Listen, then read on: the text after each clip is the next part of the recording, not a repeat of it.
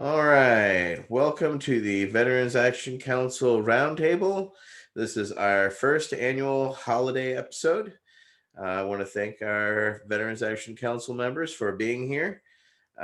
Today, we want to have a kind of a light and lively discussion. It's going to center around the holidays, and we're just going to kind of get right into it. Basically, what impact do the holidays have on you and your family? Who would like to go first?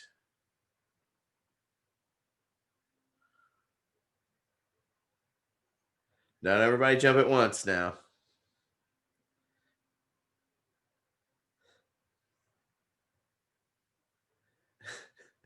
Hey, I'll go. Do me a favor, repeat that again. I'm sorry, you caught me. I'll be integrity. All right. Council member Brian Buckley, what impact did the holidays have on you and your family growing up? Holidays for me, I hope for everyone else, it was just a really great time. The entire family, whether it be my parents or my mom or my dad's side, everyone would get together. Something I always look forward to. And it was just a time for everyone to kind of just relax and let their hair down and just enjoy each other's company. And it's probably one of the only days where the TV wasn't on. So to me, I always look forward to them. And even with all the things whether it be deployments or what we're dealing with back here in the States and everything with COVID, it's still something to be great and just enjoy the people you can be around, whether it be your immediate family or not. It's still something to celebrate, just being alive and enjoying life. I think it's a great time. Yes, growing up for myself, it was a very magical time. Always, my brother was born blind, so my mother used to use the excuse that Andre liked the smell of these blue spruces, which are a not easy tree to find. On top of that, they're short and prickly, and they're kind of painful. And turns out in the end, my mom finally confessed this year that it actually isn't Andre, that it was me who actually liked the smell of the trees. And so that's why I used to take her, because you have to go to what, 5 or 6 different places just to find, a blue spruce, then to find one that would fit our house, etc. It was, needless to say, always a chore, but still, it was a very, very magical time. And yeah, I have a very magical story, but I'll save that for a later conversation. Who would like to go? Uh, Michael, council member Michael Crowitz. Yeah, man. I share the same kind of special place in my memory for the holidays as a kid. Where I live now, where our family is in southwestern Virginia, you can hear my little dog over here. She's spotted a possum outside the door, eating out of the cat food dish, and she's letting the possum know that she doesn't like possums. It's funny. She doesn't mind raccoons, but she sure barks at the possums. So anyway, I live in a kind of place where I might have to go. I might have to pause and come back, and I'll take a minute. All right, we're gonna go over to council member Ricardo Pereira. What impact did the holidays have on you and your family? They were just, again, a great way to come together for everybody that had been doing their own thing. I got a really big family, and letting our hair down isn't really the thing. It's getting everybody together. So we really appreciate everybody's company, and then the food. Oh my God, the food. It's just great. Come from a Hispanic family, lots of tamales, lots of menudo, lots of pozole, lots of just delicious salsas and guacamole and little mini chimichangas with refried beans, and everybody just around the dinner table laughing. And then doesn't matter what holiday, I'm pretty much after dinner passing out somewhere. But sports also, a lot of people just watching, especially around like Thanksgiving. You got the obligatory Detroit Lions game growing up. Um, and then now with Christmas, it's just all the lights. I get real nostalgic about that. So I don't know, man. I find myself getting more and more into, especially Christmas every year, the older I get. So like the first of the month, boom, I go and get a tree. Because I want that smell in my house right away. And then I start decorating the house, and then all my friends now are like, "What the fuck? You went from nah, I'm good to first one on the block putting your tree up." So that's kind of the trajectory it's going on. I don't mind it.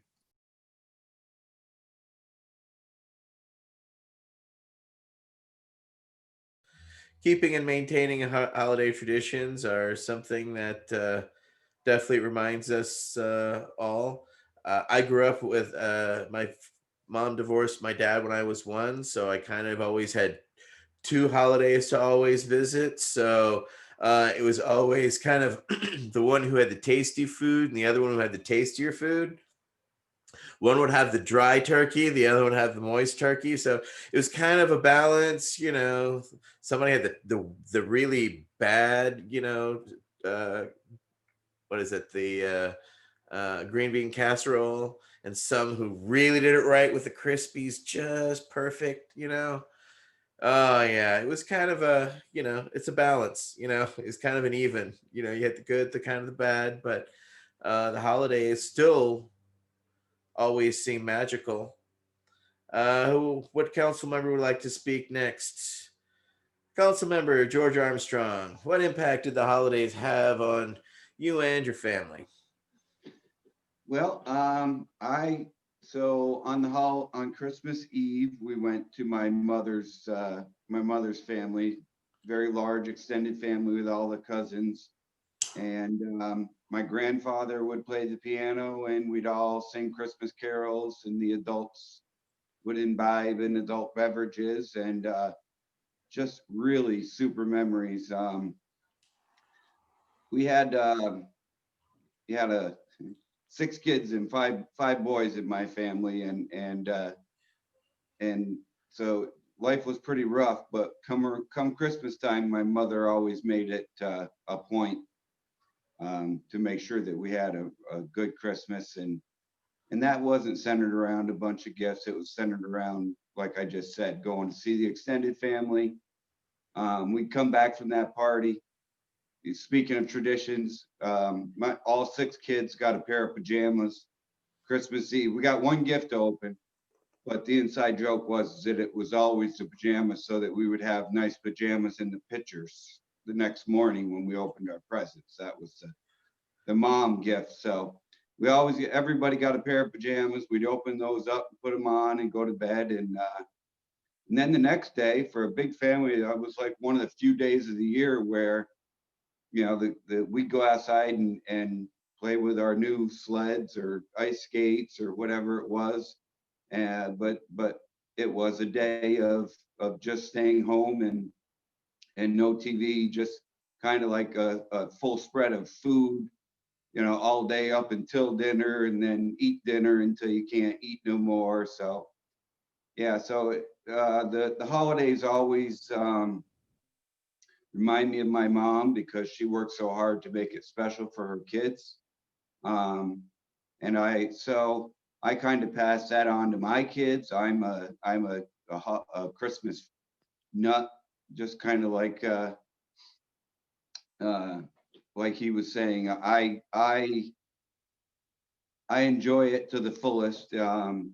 So that's what I like going back to traditions. I started giving my kids pajamas on Christmas Eve when they were one or two, and they still I've got the pajamas downstairs for them this year, so we're carrying it on for the mom. So that's kind of how it impacted me.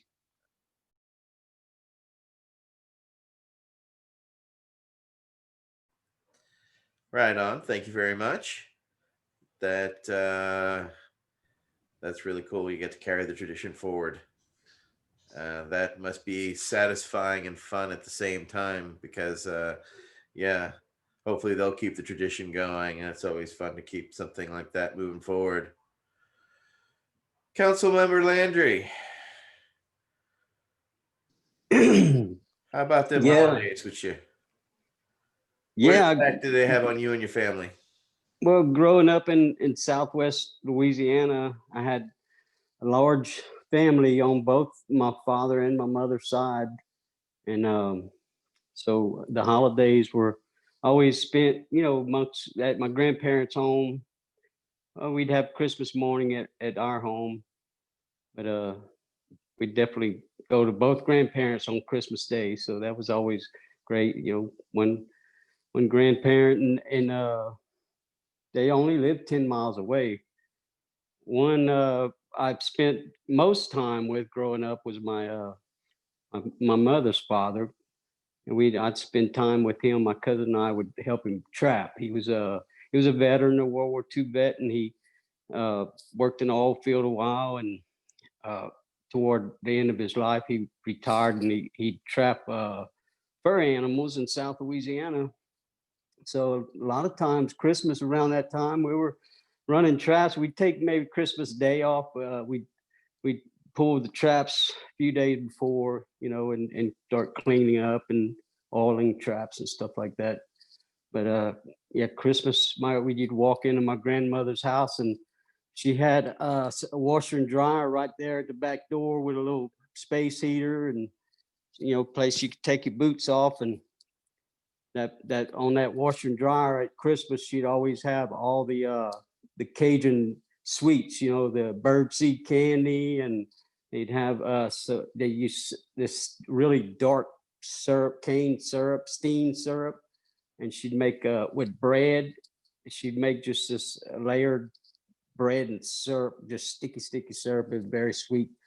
But right there, you always have all the sweets at the back door. It was great. That was what that door that washer and dryer. That's where they put the rice down too. When we get in trouble, we had to kneel on the floor on rice. They'd put it right there by that washer and dryer. So you had the sweets and the rice to kneel on when you got in trouble. When we was real young. But other than that, we just enjoyed the company, being around all my cousins. I have like 150 living relatives on one side of my family, and same on the other. So there's always lots of cousins running around and playing and riding bikes, and it was great. But I'll let somebody else say how theirs was. I'm back.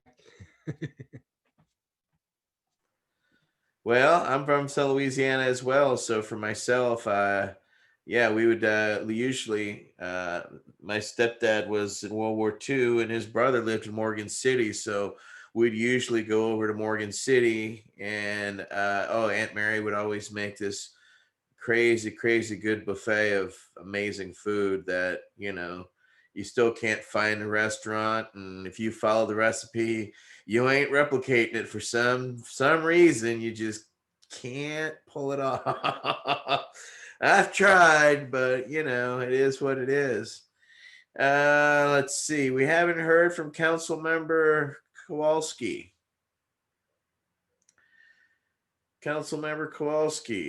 What impact did the holidays have on you and your family?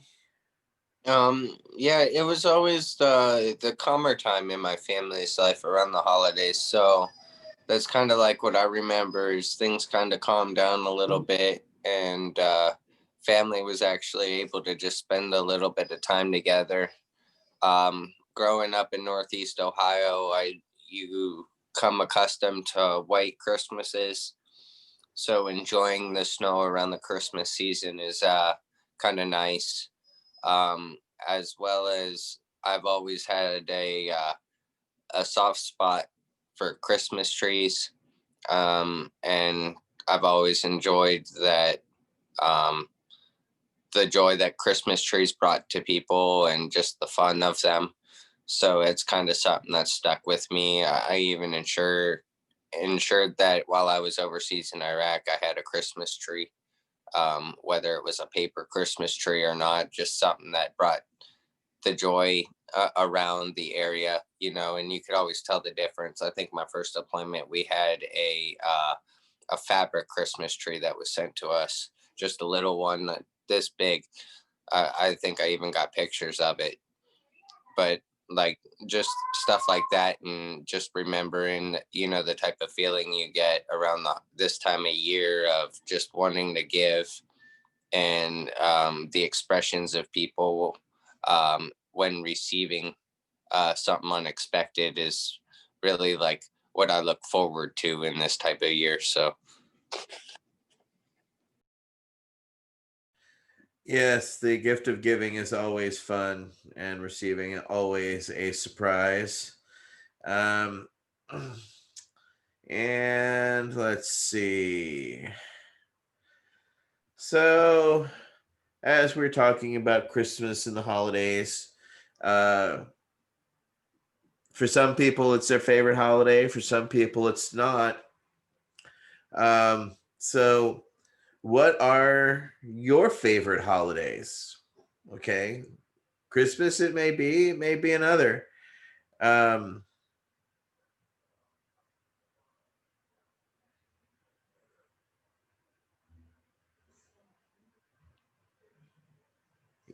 so who wants to speak on your favorite holiday?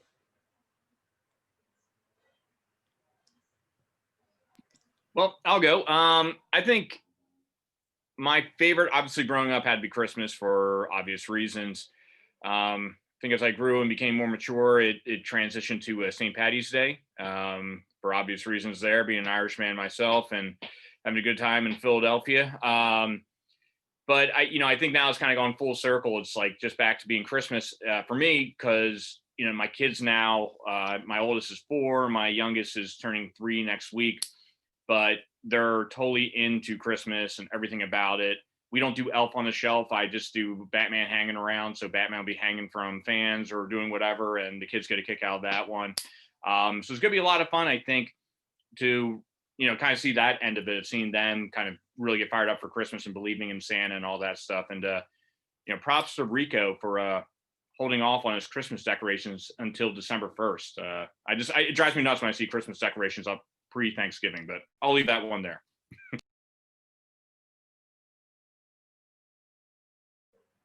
I have to agree. A little pet peeve of mine myself. My apologies. I seem to skip council member Michael Kowalski. So, first off, what did the holidays have on an impact that it had on you and your family? And then you can follow up with what is your favorite holiday, and then we'll continue on from there. My apologies, sir. Yeah, man, Krawitz. Yeah, I appreciate that, Etienne. Growing up, I grew up in New Jersey, just maybe 10 miles or so from the George Washington Bridge in the suburbs. And it just, seemed perfectly kind of a normal, regular world. But in various ways, it really was, sort of special in time and in place. Going back to that area now, you're talking about food, and man, the food, it's amazing how food is associated with the holidays in every culture. No matter where you go in the world, it seems like food is the central point, and mom and food, right? To be specific. Oh, did I say mom? Well, the dog's chiming in here. I love it. But yeah, man. I grew up, my dad was a World War II vet as well. He was in the Army Air Corps just towards the end of the war. And it was a super special time, the kids coming down the stairs, just like in the TV, and going around the tree and seeing what was in your stockings. It's a really special time. My dad had a way of centering everybody's attention on one thing, whether it was some big perfect steak or something. I don't know. It was always something. And my mom was famous for soup that would leave my dad so full that he would barely be able to make it from the dining room table to the couch after the the holiday meal. But going back to that area now, it's just a couple of places left where you can actually get some of the food that I grew up with. a lot of Italian influence. If you go up in upstate New York, there's still a few of these old fashioned bakeries where you can get these incredible cookies for the holidays. They're just, they're just nothing else anywhere on the planet like them, honestly. And it really is quite special. I started to say, down here where I live, my family has property off the Blue Ridge Parkway in the mountains of southwestern Virginia, and it's just idyllic. You can come out of the house in the morning, and there's snow with the deer standing over there, and it's just, you really have to love nature to live out here. Every manner of nature shares the woods with you, but it really is so beautiful. And I think that the beauty of nature, and somehow, the just the harshness of winter, but yet the restorative nature of the snow, and coming out from under it and blooming the next year and everything. I don't know. It's all sort of wrapped up in my thoughts of the holidays. And as far as my favorite holiday, gosh, I don't know. I've labored on that question now for almost a minute. No, seriously, I really have a lot of trouble with that. I just don't do holidays that much anymore. Our little family unit is really tight these days. Just my daughter and my wife and I and the puppy dog, and we really enjoy each other's company. We have Thanksgiving, maybe one of the best holidays for us, just because it's a really wonderful time for us to get together and just share each other's company with very little pretense. Anyway, that's off the top of my head. Well, thank you. And it's going to be different and will be different for, any and everyone, for, because everybody has a different favorite holiday. Who would like to go next? Rico, council member Pareda. So I like all the holidays for the food. And I try to find out new holidays for new food. Because all different kind of ethnicities have all kinds of different holidays and fests and stuff like that, with all kinds of crazy different food. And I want to try it all. So I've popped into like Filipino fests randomly. I see signs out with all kinds of yay, and I'm like, yay. I've literally crashed festivals like that, and gone up, paid my donations, and gotten a plate of food, and sat down with people and stuff like that, had their beverage and their food, and usually good conversation will come about. Like, you mean you just showed up here? It's like, yeah, I saw your sign and I smelled your food and I wanted some. So Easter for the chocolate, for sure. Like little chocolate bunnies and stuff like that. I love them. Yeah, man. Whatever has good food, I'm there. Irish food, I dig. Let me get some Irish egg rolls, right? Yeah, food. That's where I'm at. And then Christmas, to go back, it seemed like any holiday we can get together on my mom's side of the family. My grandmother and her sister were always making homemade ice cream.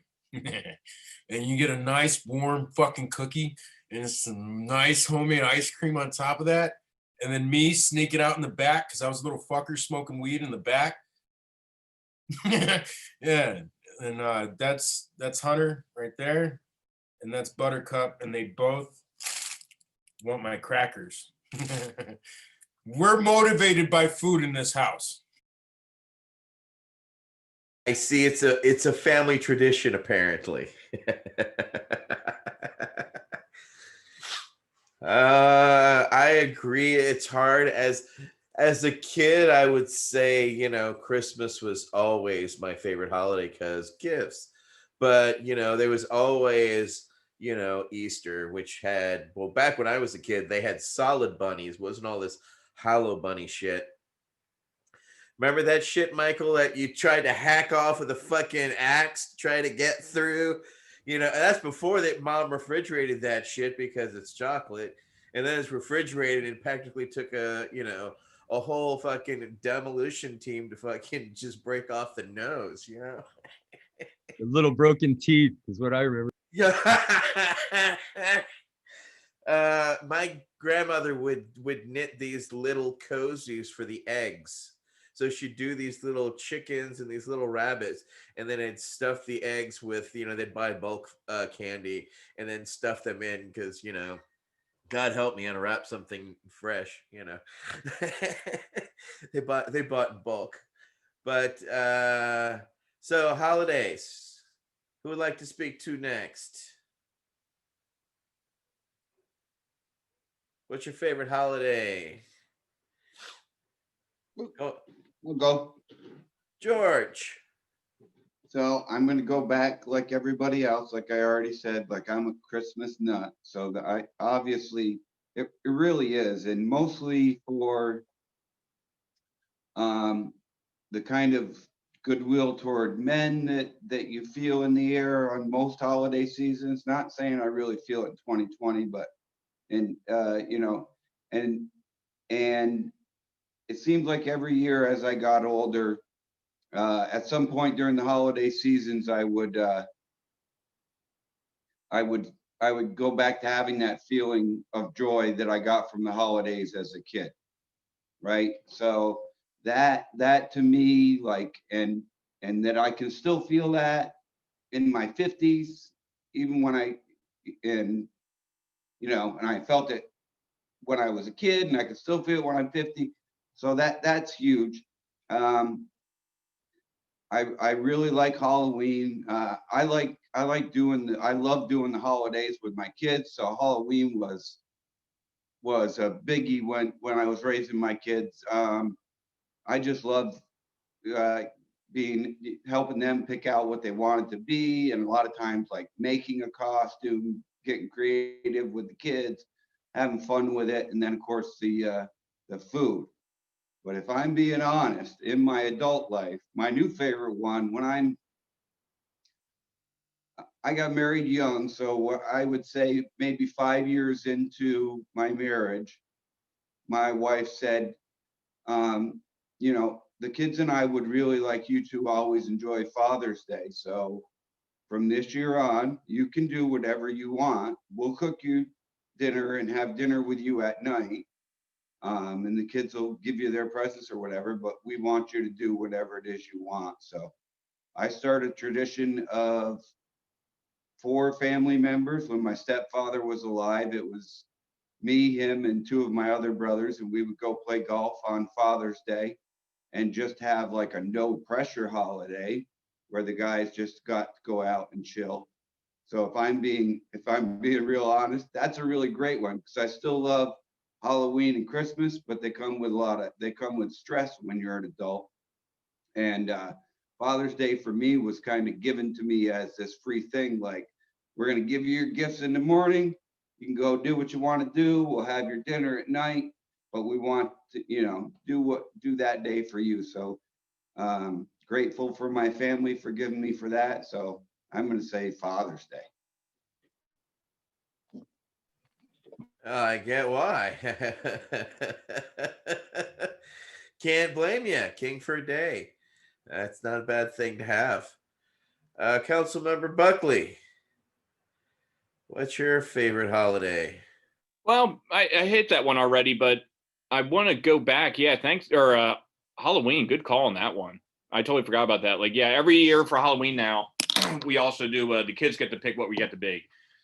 So we were at Jurassic Park this year, and last year I think we were like superheroes and stuff like that. But the whole family gets dressed up, so that's a lot of fun that we get to do. And really, I want to take that moment to, like, you know, not to get too weird here, but like my high school coach was a huge mentor of mine. I remember he's pulled me aside and told me, you know, enjoy this time with your kids.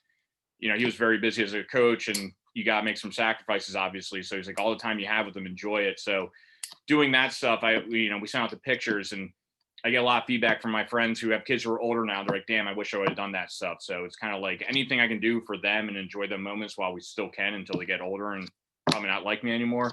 We're going to have fun with that stuff. So yeah, I want to jump on that Halloween one as well. Yeah, that was the back when the candy hall was the candy hall, man. Yeah. When people gave out, remember when people gave out the full size bars? Oh, that was the fucking, that was like finding, yeah. Sugar, our first drug. All right, Council Member Landry, what was your favorite holiday? Uh, yeah, but other than Christmas, I think Mardi Gras was my favorite down in South Louisiana. Mardi Gras season starts up, like 12 weeks ahead of time, and so it's a long holiday. And right around Mardi Gras, the whole week before, people are running around celebrating, drinking, parades and all. And so yeah, it'll be different. This be the second Mardi Gras since I had ayahuasca, and I don't drink anymore. But I'm gonna have to experience Mardi Gras in a new way when I go down to South Louisiana. It'll be a different experience. Most the whole Mardi Gras season is a lot of drinking and a lot of eating. The day of Mardi Gras, you go around in the countryside. The Cajuns would go around beg for ingredients for a big gumbo on that night, Tuesday night, Fat Tuesday. And then the next day was Lenten season, where the Catholics fasted for 40 days. So the big thing was on Mardi Gras, it was a throwdown. You ate everything you could and drank and had a good time, dance, and just celebrated life, in general. Just because the next 40 days, you were giving up. Some occasions would give up alcohol or candy or something that was really special to them. They do a penance for 40 days. So yeah, it was a good time getting ready for that 40-day penance. Just celebrating, letting it all out, having a good time. One day where you could do that down there. That was a special day, historical day where it was allowed or accepted. Oh, well, considering I was born in New Orleans, and I gotta agree, I can't disagree with the awesomeness that is Mardi Gras in New Orleans. It's actually a couple weeks before, but the tradition starts actually right after 12 days after Christmas on January 6th, when the three wise men. That starts off from there. There's a certain amount of days from there that the Roman Catholic calendar then equates, because every year Mardi Gras is on a different time. It's interesting. It's never consistent. It's always frustrating, but a hell of a party. And I saw things that I should not see at the age that I saw them at, but I'm okay with seeing them. And you'd be amazed what people will do for baubles. Uh, Councilmember Kowalski, what's your favorite holiday? So I got two. One is Christmas. Obviously, I touched a little bit on that giving aspect and the hallmark idea and story behind the development of Santa Claus is very inspirational to me, and certainly was as a child, with the idea of during this specific time of year, one man took it upon himself to try and bring joy to children, so that they didn't feel the despair that all the adults had to in life. And so that idea has kind of stuck with me from childhood, and I try to carry that on daily, not just around the holiday. But also, I would have to say the 4th of July. It's not really, hasn't been said yet, but the idea of being able to celebrate with my family the freedoms that a lot of us enjoy today, especially seeing the other side of that.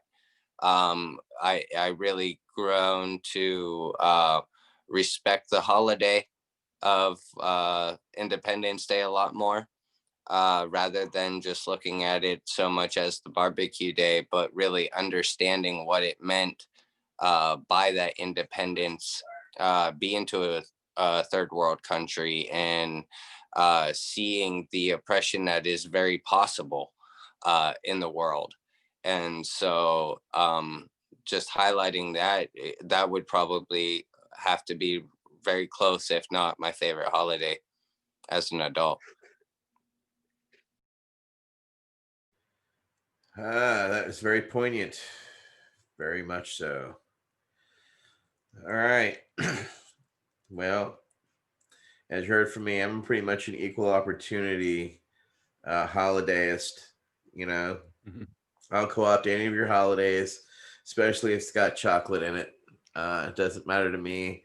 I am non-denominational, but if it's got, I agree with Rico 100%. If it's got food, I'm not opposed to it. Especially good food. Oh, darn. Yeah, life's to be lived, right? So get out and live it. But there's so many holidays.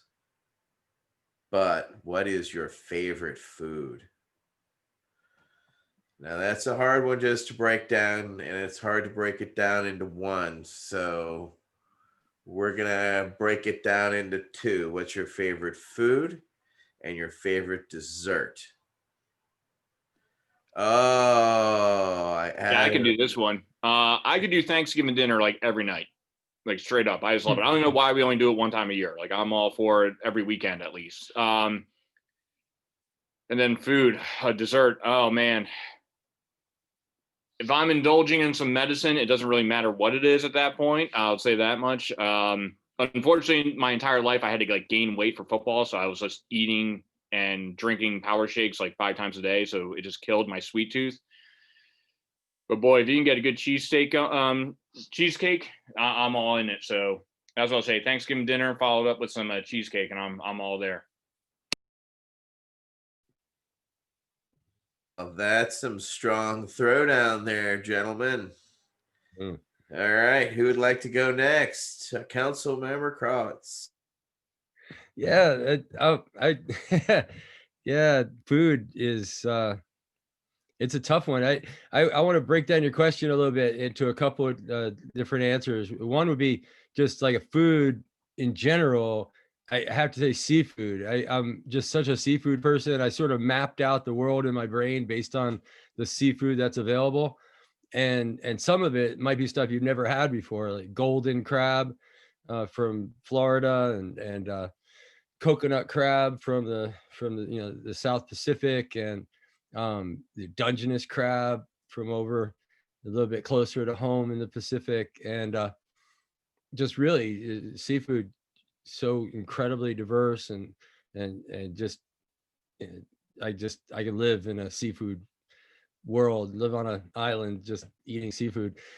And it's funny because I did live on an island in Guam in the South Pacific. Funny talking about holidays. I was remembering before a little story about that. Just very, very briefly, we built a party hut, and all the different squadrons built a party hut. But as you know, sometimes people go overboard in these things. We went overboard big time, and we had the biggest, best party hut of anybody with barbecue and everything. We had Santa Claus there in Guam in the South Pacific, wearing shorts and a t-shirt and stuff, handing out gifts to the kids, and it was still just as special. It's really, really quite special. But anyway, yeah, seafood. And then I just want to talk about one food from home that is really special, that might be so easily overlooked because it's just so regular looking and mundane. And it's one of these things that is almost gone now. I was talking about before, some of the stuff that you have trouble going back and finding now. And it's a bagel, a simple bagel. Where I grew up, there's a lot of places that made these bagels, and the old school, old world way was they would take the bread, the bagel dough, and they boil it, and then put it in this big oven. It looks like a pizza oven, only like 5 times bigger. And this place, in my little town, was called Hot Bagels. And you get these bagels, and by 3 PM, they were already stale. I mean, they were really fresh, very, very natural ingredients that didn't have preservatives or anything like that.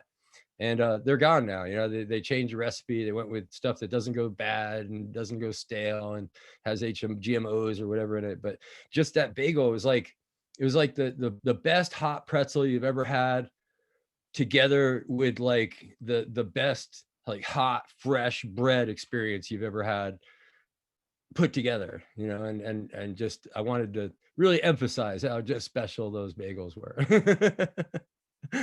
They sound special. It makes me miss because and, yeah, there's nothing like a true New York bagel. I cannot deny. and since I didn't throw in dessert, I'll throw in dessert a beautiful chocolate pie, you know, the chocolate what do you call it? I can't even think off the top of my head now. The Chocolate cream pie or what? yeah. A nice chocolate cream pie, properly made chocolate cream pie. Still, all these years later, it has to be like my basic favorite, I'd say, you know, for sure. Well, more culinary throwdowns, ladies and gentlemen. And we're going to take this over to Council Member Robert Kowalski.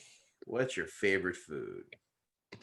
Yeah, so when you ask me this story, it kind of sounds like you're asking me like, what's my last meal gonna be?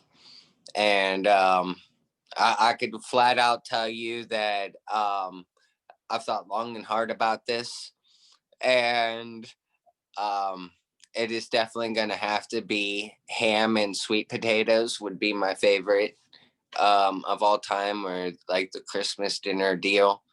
Um, and then as Mike could certainly contest to this, baklava would have to be my favorite dessert. The reason I said Mike could contest to this is because Mike thought it was a good idea to take me to a market in Vienna, and it was in that market that I sought out the baklava stand in Vienna to compare the baklava to my mom's homemade baklava, and it was just something I seek out and enjoy very very much.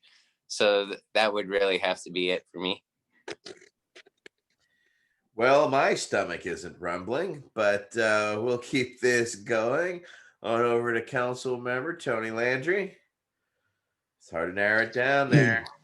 Come on, Cajun, what you got? Yeah, mine is homemade bread. You know, growing up, I always eat my grandmother's homemade bread. Both grandmothers had their own recipe, and you know, when I left Louisiana and went out to the West Coast in the Navy, get stationed in on Treasure Island in San Francisco for like 6 months. So I started eating their sourdough bread. Supposedly came over on in a wagon, you know, like in the gold rush. So I got used to, you know, we didn't eat that growing up in South Louisiana too much. But after I started eating that, I wanted to learn how to make it and started making it. And it was just a great memory, always having the children around growing up, my kids, 3 children. We'd get there and make a batch of pizza dough bread, and I'd give them each their own little pizza to make. They could decorate it however they wanted, and we, you know, throw them in the oven. And then up in Seattle, same thing. I was stationed up in Seattle for 3 years, and they had wonderful sourdough and clam chowder and all that. So I just kept on making bread over there. And when I got out the military and got back down to Louisiana, I would make it and bring it to my grandmother. So I just repeated the cycle. You know, completed the cycle. She taught me how to make bread. You know, with her bread, and when I was growing up, and then when I got back home, I was able to make some and bring it to her house. So it gave me some good memories. And now, whenever I see my grandchildren back in New Orleans doing the same thing, my son and my daughter, 2 daughters, do that with their children. You know, teach them how to make bread and decorate those pizzas. So it's a joy to watch that now. I can't wait to get back to Louisiana where I can make it with my grandchildren. But you know, that's a couple of years away. Well, that sounds delicious. It's going over to Council Member George Armstrong. What's your favorite food? So I am gonna go with a local favorite from where I grew up. So I grew up near the Canadian border in New York State, and we have a famous local dish called Michigan hot dogs. So they're famous in New York, but they're called Michigans, and they're very similar to a Texas Red Hot. So that is my favorite all-time food, to go back to the drive-in. They still have drive-in service, and they come out to your car and serve you uh, two with buried is what I like. So they would serve me 2 foot long hot dogs buried in this hot chili type sauce and covered in sweet white onions, and then yellow mustard on top. Love it. That's my favorite. If we're talking holiday favorites, I'd have to go with my grandmother's boiled dinner. But if favorite foods, I love to go back home and have the Michigans, two with buried. And going back to the holidays for my favorite dessert, definitely would be my mother's mother, my grandmother's homemade apple pie with 2 giant scoops of vanilla ice cream on top, still hot, so it just melts over the top. It, oh, so nice. Oh man. What I always loved about the holidays was the smorgasbord. It wasn't just one food, but of course, it was everything from the green bean casserole to, the spiral ham. Oh, fuck. It was always on the plate. And those little buns, for some reason, you have many other type of year, they just taste like stale buns. But for some reason, with the gravy and the meat and the grease and everything, they're somehow amazingly delicious little things. And cornbread stuffing. And we have Buddha in Louisiana. We would get which is basically, it's a stuffed sausage with usually meat and rice. And just having those choices of food, those are things I can't get back. I'll never get back. But why we discuss food is because food is such a memory maker. When you go somewhere, the things we all remember is the food. Good, bad, or indifferent. But if it was great, always remembered, and always remembered fondly with great memories. And holidays and family go hand in hand, just as great food does. Rico. So I like the way Robert put that. Last meal status.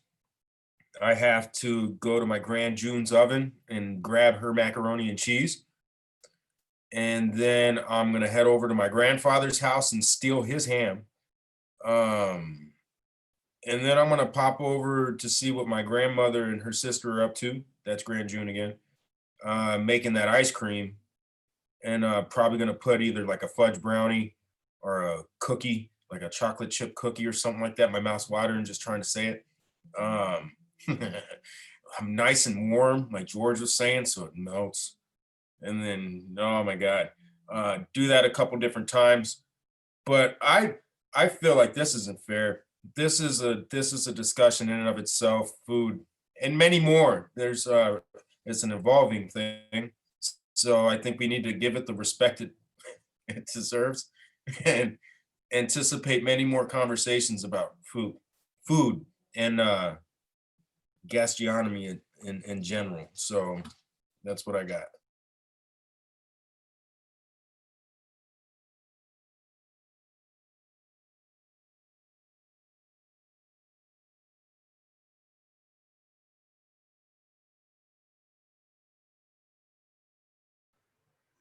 There we go.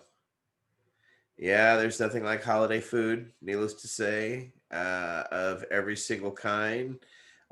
Food is the memory. It also ties holidays together, ties families together, and more than everything, yeah, we will definitely have more discussions on food, because there was a time when all we had to eat were MREs, and needless to say, I noticed none of us stated MREs, so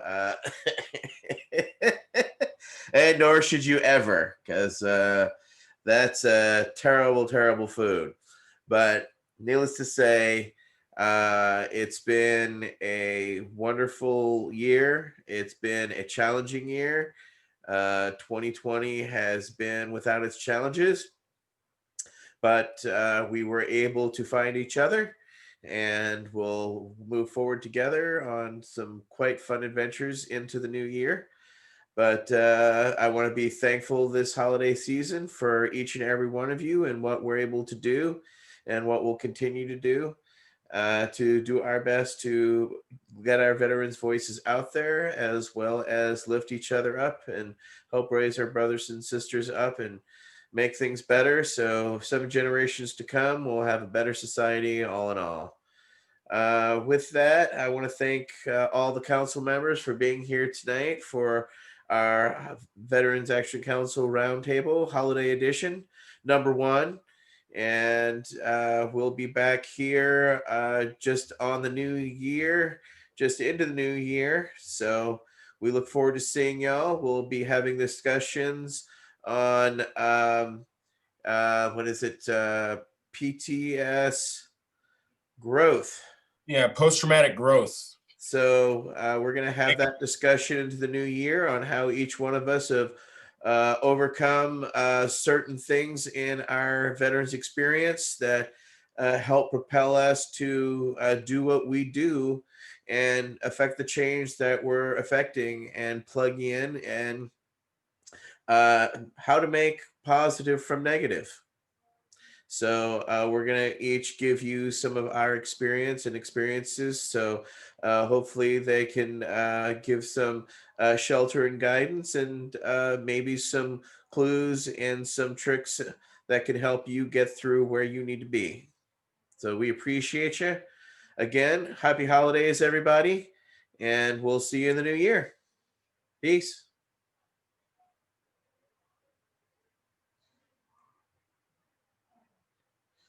Oh no.